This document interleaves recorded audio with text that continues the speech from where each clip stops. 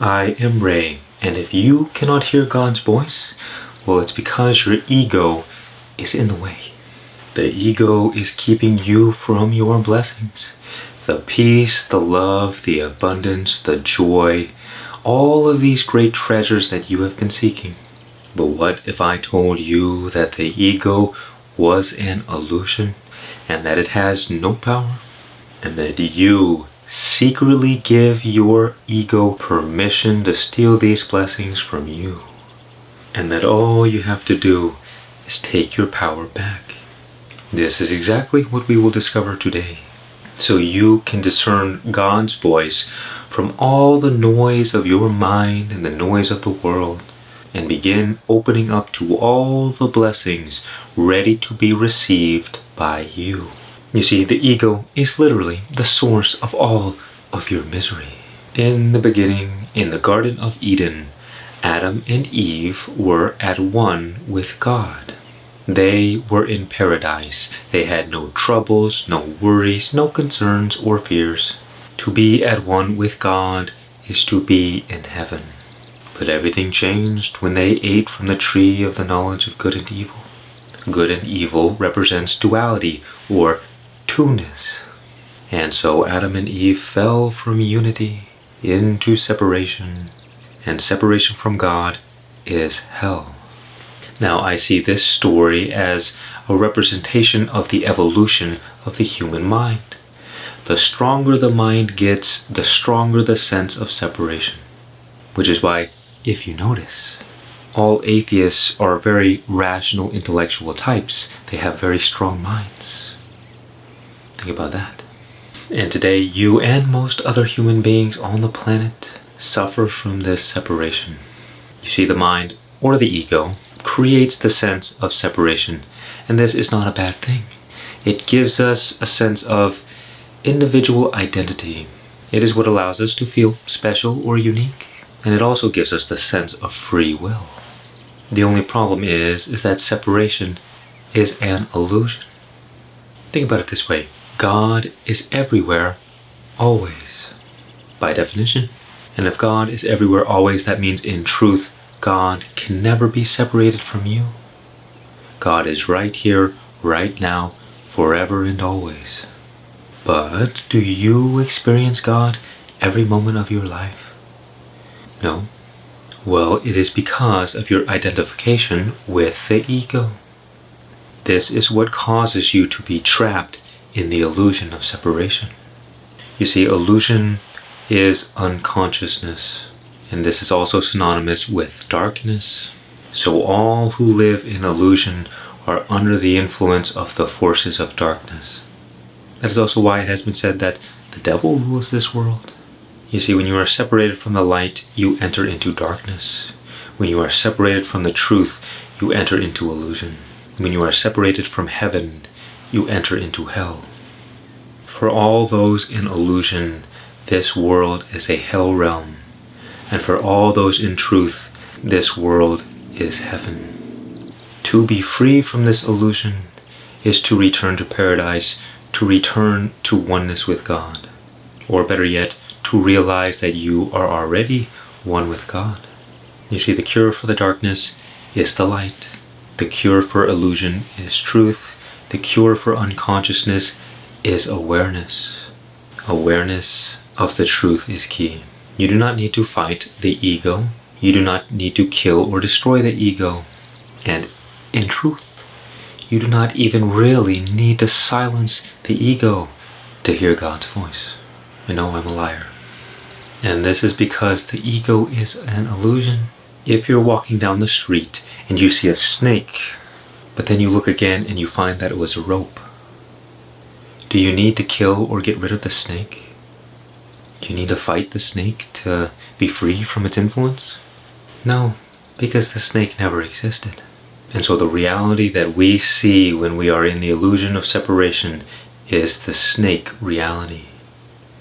And when you wake up, you realize that there was only ever a rope. All that is required is for you to see through the illusion of the ego, and it begins to dissolve on its own. You see, if you try to fight the darkness, you will only exhaust yourself. when all you had to do was turn on the light, and the darkness dissolves instantly and effortlessly. And when you are no longer held hostage by the ego, you begin to see God everywhere. You realize that God is always communicating with you every moment of your life.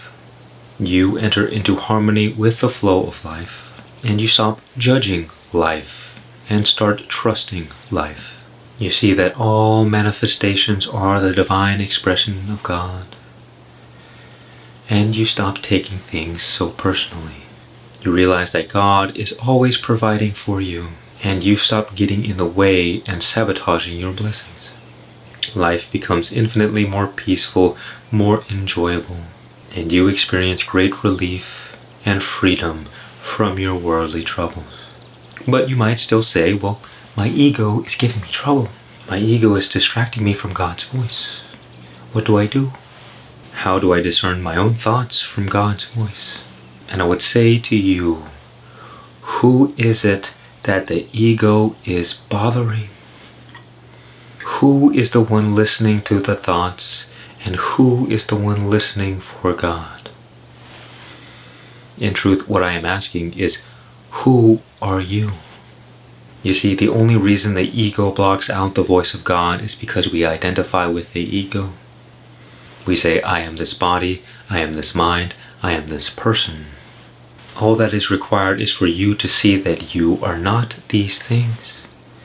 Because we've all built the foundation of our life upon a false premise. That is, we believe and assume ourselves to be separate. And so there is one thing and one thing only that is required of you, for you to see through this illusion by recognizing the true nature of what you are and taking your attachment, your identity away from the ego, from the body, from the mind, from the personal identity. And the way we see through this illusion is through a practice called self-inquiry. Self-inquiry is simply the process of asking yourself the question, who am I? Like a knife, you begin cutting away all the things that are not you through your direct observation. You say, I am not this, I am not that. And so the practice goes as follows. Everything that can be experienced by you cannot be you. Because in order to experience, you need an object of your experience, and you need a subject to be aware of that object. And so if you can observe it, if you can experience it, it is not you. And so you begin asking yourself certain questions. Can I experience this body?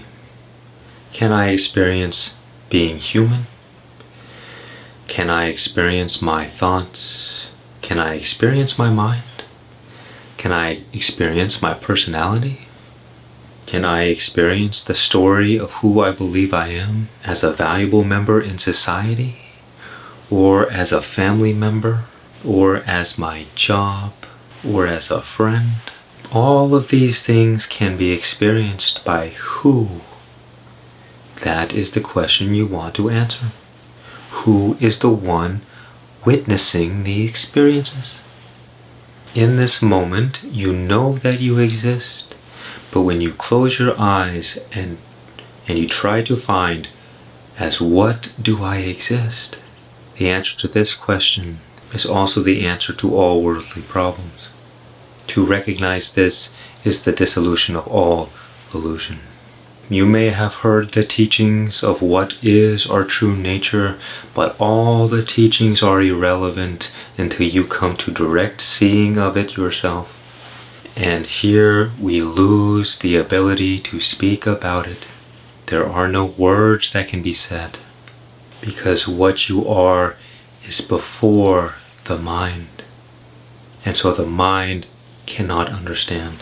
Therefore, thoughts and ideas and beliefs and stories, they may serve their purpose to guide you to this truth, but they can only take you so far. Remain quiet and look. And although this can be tricky for the mind it is the most simple and natural thing. Because it takes no effort to be yourself. You can never not be yourself. Because you are one with yourself. But when you identify with the ego, this takes a lot of energy. You think you are the mask, when what you are is behind the mask. And in truth, what you are is beyond all concepts.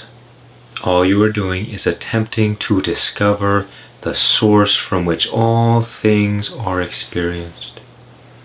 Recognize your place as the subjective awareness behind all your experiences. So how does all of this help us hear God's voice, you may ask? It's because the only reason you do not hear God's voice is because of your identification with separation. Through your identification alone, a construct is created, and we all live in this construct, what people call the matrix, or what Buddhism calls Maya. It's a great illusion. This is also the theme of the Truman Show. We live in this little bubble, and to be free from the bubble is to be free from suffering, to be free from illusion, to return to God, to return to truth. When you discover the true nature of what you are, you begin aligning with the truth. And God is, for all intents and purposes, the highest truth. The more you align yourself with truth, the less the illusion has any influence over you whatsoever. You enter back toward the light and away from darkness.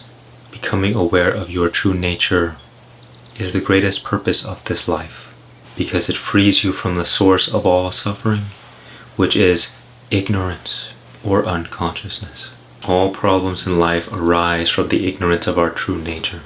And so simply in the continued recognition of your true nature, all problems begin to fade away. And when you start living your life from this higher place, when you operate from truth, you begin hearing God's voice all the time. You realize that God is speaking to you through every experience, every moment, because God is in everything. God is everywhere. And so God expresses itself through all things. All that is required is your recognition of this, to see that all things are a divine expression of God. In doing so, great peace, joy, and love begins to enter your life, because God is the source of all love, peace, joy, harmony. And when you align yourself with the truth, with God, your very nature becomes peace, love, joy, harmony.